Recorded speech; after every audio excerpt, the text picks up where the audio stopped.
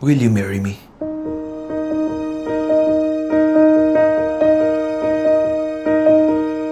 Ito kasi yung araw na pinangako ko kay tatay. Amy, will you marry me? Sayang ang opportunity mo dito sa Canada kapag hindi ka pumunta. Hindi ka naman kayang bigyan ng marangyang buhay ng boyfriend mo. Gumagawa ka ng plano without telling me? Gusto ko pang mas makita ang mundo. Gusto mong makita ang mundo nang wala ako? Kahit wala ka. Depression. Parang walang magandang nangyayari sa buhay mo, Tol. Anak, ano ba nangyayari sa'yo? Sana pa nang namatay na lang ako. Kung gusto mong mamatay ka na, bahala ka. Pero tandaan mo to, araw-araw mamamatay ako. Sa tuwing makikita ko nagkakaganyan ka, Ayaw kitang mag-alala. Pero na, sakit-sakit na talaga. Kaya pala di mo ako sinasagot. Iba na pala yung naghahadit ng nagsusundo sa'yo. Tangina! Binigay ko sa'yo lahat. Para na akong aso yung buntot na buntot sa'yo. Nandiyan ako pag kailangan mo kahit hindi ka magsabi. Tapos na talaga tayo, Sam.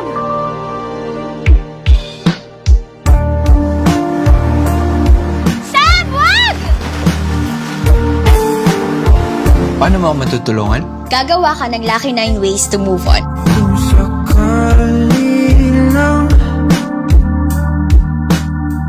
magiging tayo man, di ka masasaktan. Ang selfish mo, Amy! Puta na mo! Patawarin mo ko dahil inisip ko yung pagkukulang mo kaysa sa pagmamahala natin. Nakakatawang isipin nga eh. Kung ano mas masakit.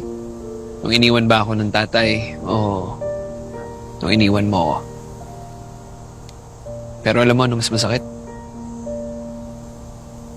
Nung iniwan mo ako.